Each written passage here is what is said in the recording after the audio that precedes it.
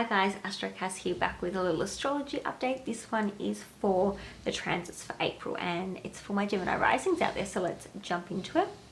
So the sun starts off transiting your 11th house, your Aries 11th house. So the sun is our ego, our vitality, confidence, how we're shining is what people are noticing about us. So when the sun's transiting your 11th house, this is all about shining in the area of your friendships, the groups you're a part of, and the community. On the 21st, it'll move into your Taurus 12th house. So this is a time when maybe you want to isolate a bit more, spend some more time at home, withdraw, take a bit of a step back to recharge those batteries. The sun can be about our life force and vitality. So with the sun transiting through there, you might notice you just need a bit more time to rest and recover.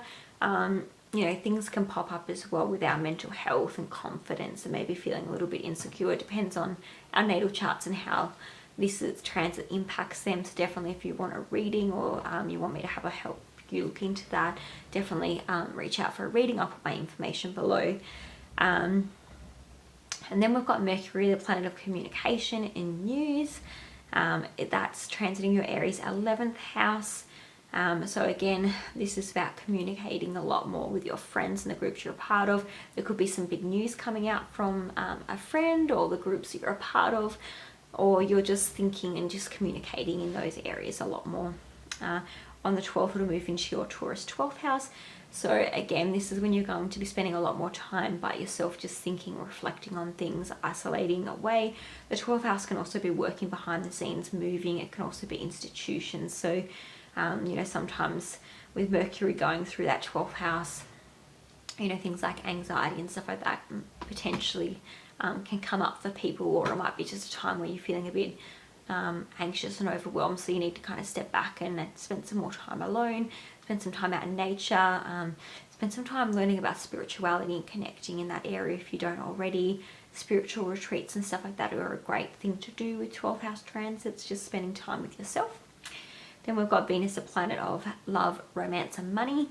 That starts off transiting your Aquarius 9th house. So this just means you're really loving and enjoying your beliefs, your higher education, so you know, university, those sorts of things. If you're studying, you might even enroll or pay, because obviously Venus is money as well, so you might be paying for a course or enrolling in a course or enrolling in university, or if you're already enrolled, you might just be really enjoying it, or you might meet a romantic partner if you're single at university or even at church, because the 9th house is also spirituality and religion. It's also foreign travels, overseas travels and foreign as well. So, you know, you could meet a romantic partner while traveling, or you might book and pay for flights, because again, Venus being money, you might be booking a trip or a holiday. All those sorts of things can come up. It really depends on your natal chart and how it's being impacted by these transits. But the 9th house in general is higher education, higher self, religion, spirituality, and like foreign travels. So definitely keep an eye out on those things. On the 6th, it'll move into your Pisces 10th house. So this is when you're really just enjoying your career and reputation. You might be appearing more attractive to people at work. You might be making more money through your career and reputation, or else you're just definitely improving your appearance online, in social media, those sorts of things. So yeah, it's a beautiful little transit, or you might even meet a friend, a partner or something like that if you're single with that transit. You then have Mars, which is the planet of action, passion, war, aggression. It's what we're fighting for and fighting with, in your Aquarius 9th house. So again, as I just mentioned, all those same 9th house topics like higher self, spirituality, religion, higher education, travels, your belief systems, like foreign travels. Mars will put attention and focus and passion and energy into that area for you, into that house. It can also cause conflicts with your beliefs. It can cause conflicts at university, those sorts of things. If you're studying, can cause a little bit of conflict or disagreement if you're traveling, foreign travels, those sorts of things. But in general, it's just a time when you're really passionate and you're putting a lot of energy into that area. It's also important to note that I wanted you guys to be aware there's a once-in-a-lifetime conjunction happening between Neptune and Jupiter in Pisces in your 10th house on the 11th of April in Australian time. It's very powerful. Neptune and Jupiter are both co-rulers of Pisces, so this energy is very, very powerful when it happens, when this transit happens. Neptune rules like films, romance, our illusions, delusions, creativity, music. Jupiter rules like abundance, wisdom, happiness, joy, all those sorts of fun things. Higher education as well. Abundance, all of those things. Is a very lucky planet. So for you in your 10th house, definitely expect a lot of really great spiritual downloads, intuition, luck, abundance, happiness around your 10th house, which is your career and reputation.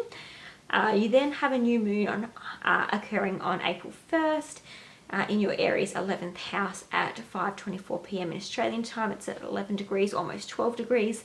So this is all about new beginnings over the next 3 to 6 months in regards to your friendships, the groups you're a part of, and the community.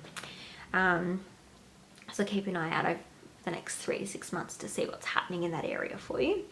You then have a full moon on April 17th in your Libra 5th house at 4:55 a.m. at roughly 27 degrees, and this is in Australian time as well. But your 5th house is creativity, children, it's romance and dating and risk-taking.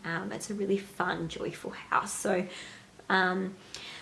what you would be looking to do is just have a look and see what was happening for you when the last Libra new moon occurred, because that would have given you information about what started, what events were occurring and happening. And this full moon is bringing those things to an end over the next 3 to 6 months. So definitely there's going to be, you know, some events and situations popping up around your creativity or children or fun, risk-taking, dating, those sorts of things. 5th house can also be like gambling and money and stuff like that as well in some senses. So yeah, I really hope you guys enjoyed this quick little basic transit video. But if you did, give it a like and don't forget to subscribe to my channel so you don't miss any of my content. Bye.